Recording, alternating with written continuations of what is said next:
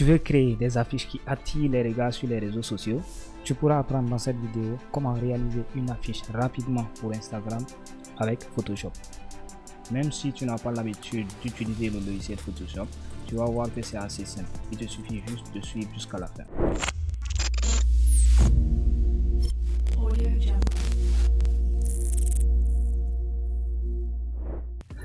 Donc nous voici sur l'interface de Photoshop. On va faire fichier nouveau tout simplement. Au niveau de la configuration, on va être sur de 1080 par 1080. Pour ce qui est du nom, vous mettez tout simplement, par exemple dans ce cas-ci, excellent week-end. Assurez-vous que le reste des paramètres est OK et maintenant vous cliquez sur créer. Une fois sur l'interface, ce qu'on va faire tout simplement, c'est d'abord créer un nouveau solide de couleur verte.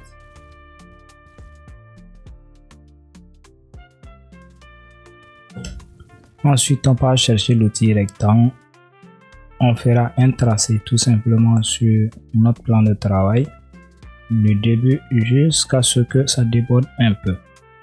Maintenant, pour ce qui est de la couleur, c'est réglé sur du blanc, donc on ne change pas. On envoie ensuite l'image de notre peau, on va dire. On réduit de sorte à ce que ce soit assez agréable et on valide. On replace. Puis on ira chercher l'outil pinceau tout simplement. On vérifie pour la taille. Maintenant on remarque qu'on ne peut pas donc utiliser le pinceau. Il faut créer un nouveau calque. Revenir, vérifier la taille. Ici je remarque que la taille elle est trop petite. Or on a une surface grande, donc ce qu'on fait, on agrandit la taille, on revient, on vérifie. On agrandit encore une fois, on revient, on vérifie. Jusqu'à ce que la taille soit un peu plus grande. Ou on peut avoir une solution alternative si on le souhaite. La taille, elle est OK maintenant, donc on va tout simplement tracer avec du blanc. Un peu encore. On réduit l'opacité tout simplement jusqu'à une valeur acceptable tout en vérifiant sur notre plan de travail si c'est bon. On a un rendu intéressant, donc on peut tout simplement poursuivre.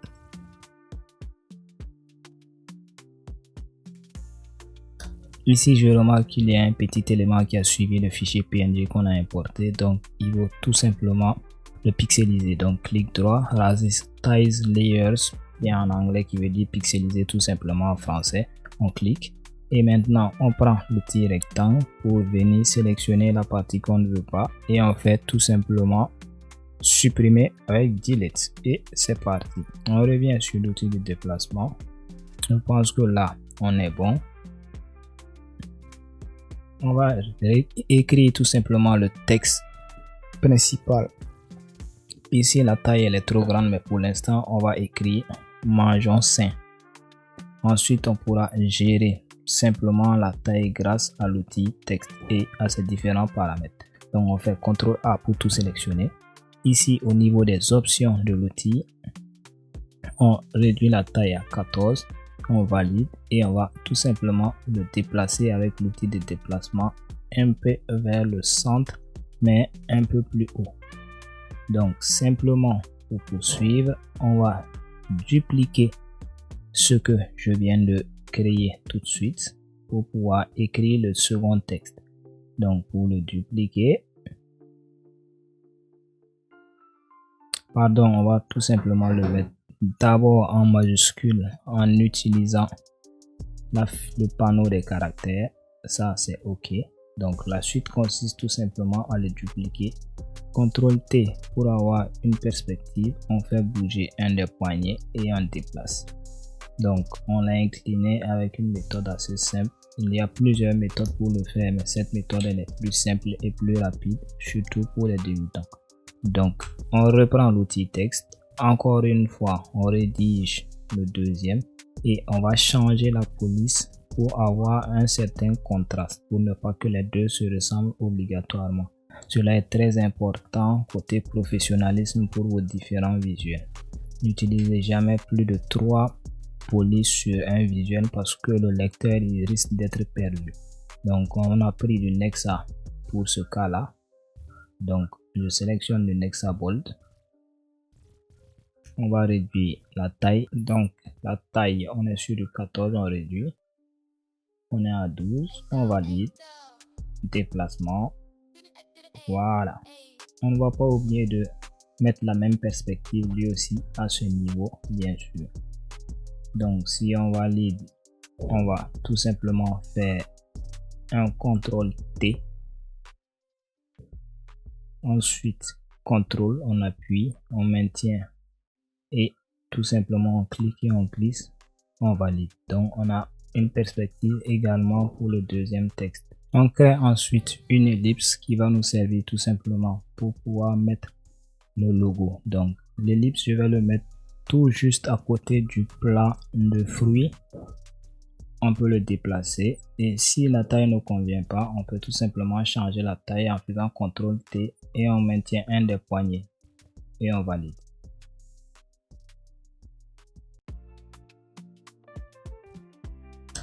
On va tout simplement aller chercher notre logo.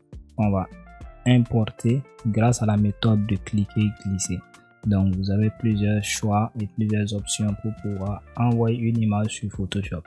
Vu que ce tutoriel est dédié à la conception de visuel, on ne va pas passer beaucoup de temps sur ce système. Donc vous validez et vous le placez juste au-dessus du cell. Une fois placé là-bas, vous devez tout simplement faire en sorte que il puisse s'intégrer normalement sans avoir de bord qui dépasse. Pour faire ça, on fait clic droit sur le calque bien sûr et choisir Create Clipping Mask, qui veut dire créer un masque d'écrêtage en français. Un masque d'écrêtage, il est bon pour remarquer que maintenant c'est parfait. La prochaine étape va consister tout simplement à envoyer une nouvelle image. Ici, il s'agit d'un fruit en format PNG bien sûr. Comme vous le remarquez, il n'a pas de fond. Ça c'est plus facile pour éviter qu'on ne perde du temps à faire beaucoup de détourage. Et pour avoir tout simplement les images sans fond comme vous le voyez ici, vous devez vous rendre sur pngegg.com. Donc je duplique en appuyant sur Alt pour créer une deuxième copie.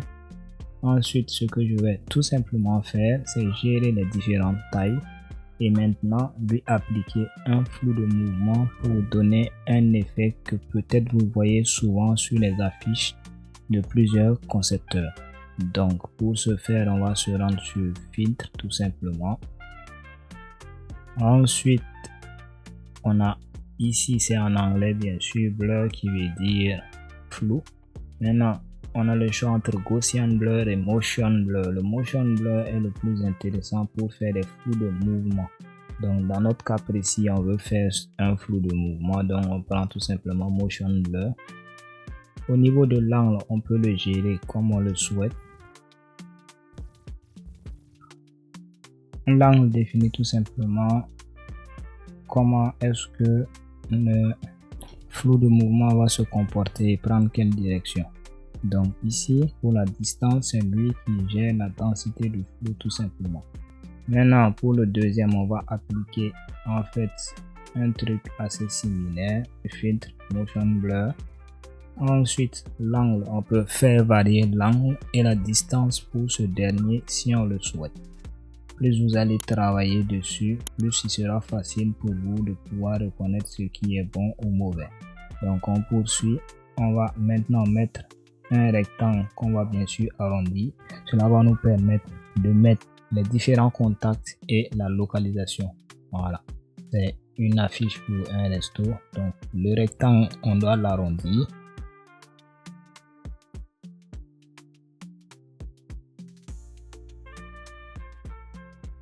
On a des propriétés à ce niveau et comme vous le remarquez, j'ai mis du 45 mais c'est trop grand. Donc ce qu'on fait, on va réduire, on tâtonne, on est à 35.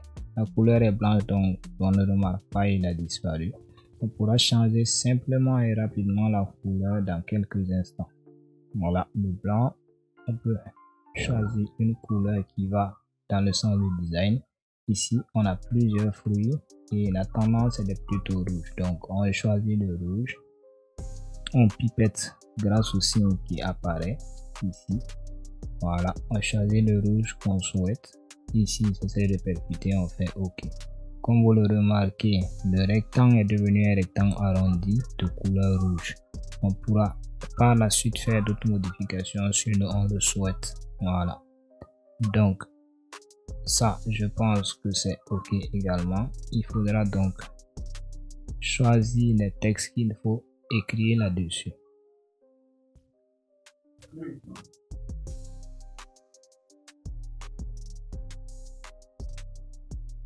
Je rédige tout simplement le contact à mettre.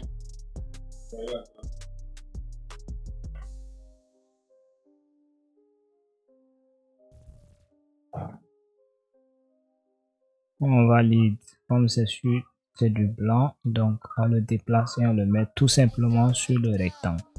Maintenant, on va voir côté police également. Si on veut, on peut faire différents changements. On change tout simplement la taille du rectangle. On valide. Maintenant, on s'occupe de la police.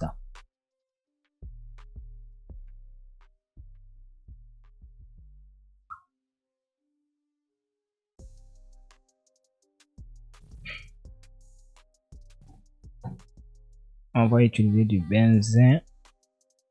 On a deux options, extra bold ou le bold. Au départ, on avait utilisé du benzène extra bold, donc on va essayer de jauger également pour la taille, parce que Major 5 est écrit avec la même police et pour une certaine cohérence, il faut tout simplement le maintenir.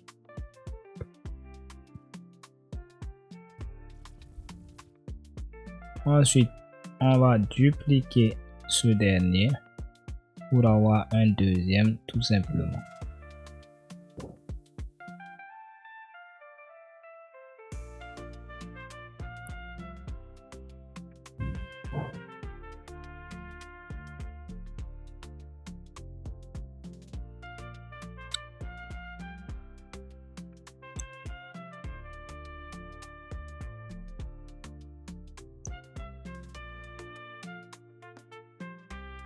On valide.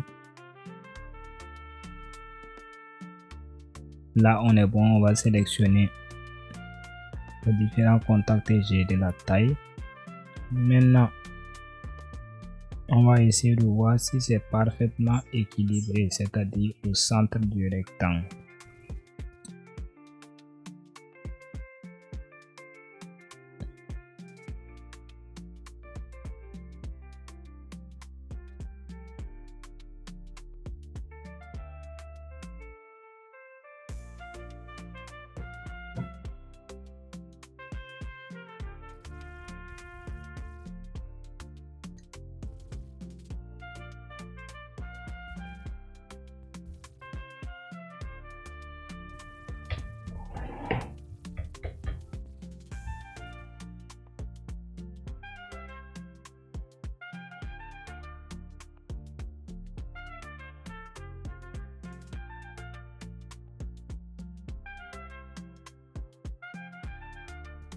Le fait de grouper de cette manière permet tout simplement de pouvoir utiliser les outils d'empagement pour le mettre en fait au milieu et très bien centré. Donc vous n'avez pas besoin vous-même de tâtonner petit à petit. Cet outil il est là pour ça. Maintenant que les deux calques sont OK, sont bien positionnés, vous allez tout simplement faire une petite perspective comme d'habitude pour aller dans le sens de l'écriture majeure et garder une cohérence en termes de style. Donc ce qu'on fait encore, c'est tout simplement par la suite dupliquer ce dernier encore une fois pour maintenant cette fois-ci rédiger le lieu.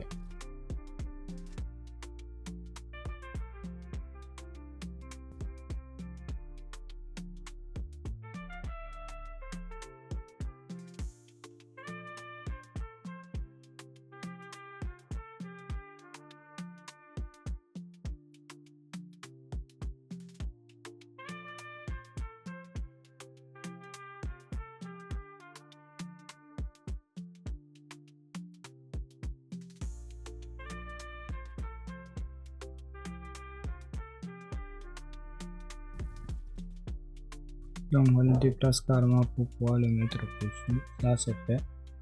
Pour noter qu'on a des deux côtés les contacts. Donc, on va se faire un plaisir de changer par Ouagadougou et le nom du secteur éventuellement.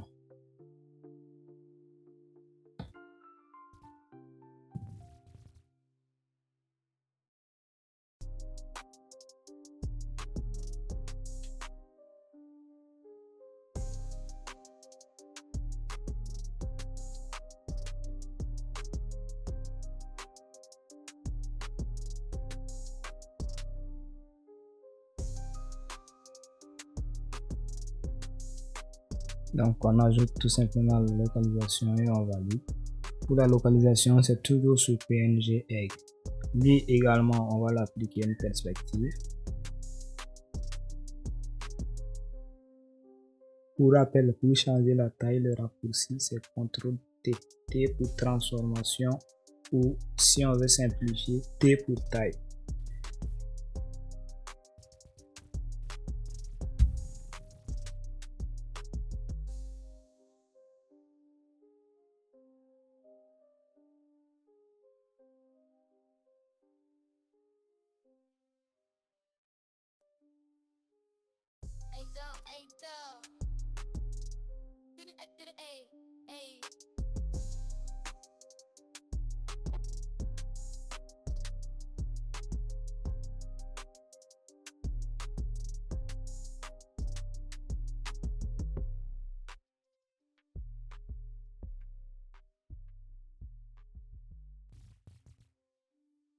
Maintenant qu'on a ajouté une texture, ce qu'on va faire tout simplement, c'est faire varier l'option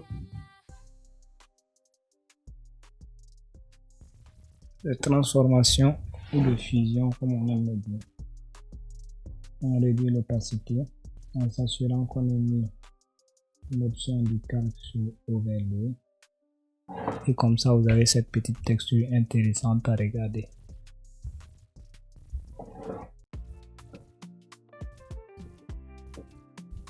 Maintenant, on va essayer de changer la couleur de Major 5 au lieu de la laisser tout en blanc. On va partir sur un truc un peu jaune à l'envers l'or. Mais dans ce cas-là, ce n'est pas trop intéressant à voir. Donc, ce qu'on fait, on va plutôt mettre un gradient overlay. Gradient overlay.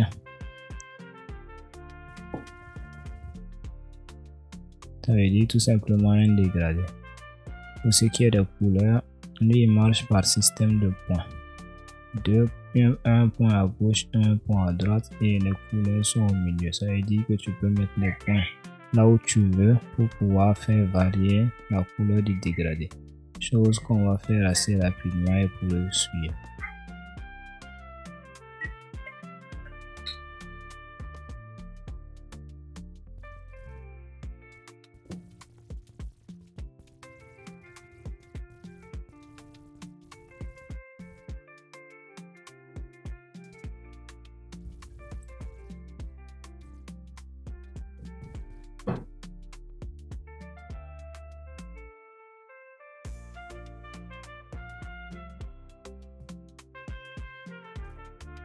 Donc, comme vous l'avez remarqué, pour appliquer des effets sur un calque, que ce soit un texte ou tout, on peut faire clic droit sur le calque, chercher option de fusion et de là, vous avez une panoplie de menus que vous pouvez utiliser pour vous amuser. Au fur et à mesure de vos visuels, vous verrez que vous allez maîtriser cet outil et les différents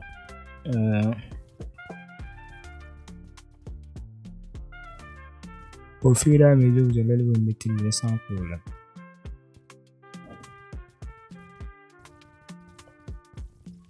Ici, pour cette couleur, on va toujours aller avec un dégradé rouge pour rester en harmonie avec le visuel.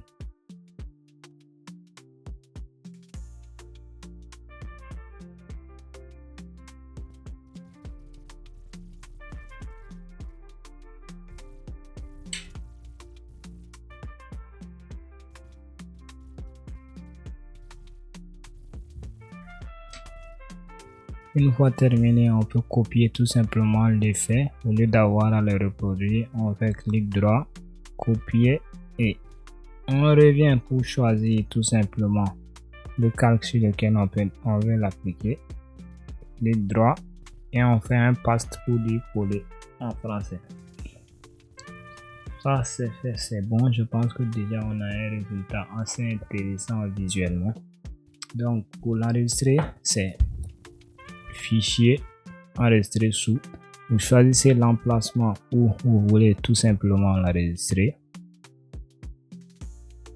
Vous pouvez l'enregistrer au format PSD pour pouvoir une autre fois venir l'ouvrir et faire des modifications s'il y en a. Maintenant, en plus, si le visuel est terminé, vous pouvez bien sûr l'enregistrer au format image si vous le souhaitez.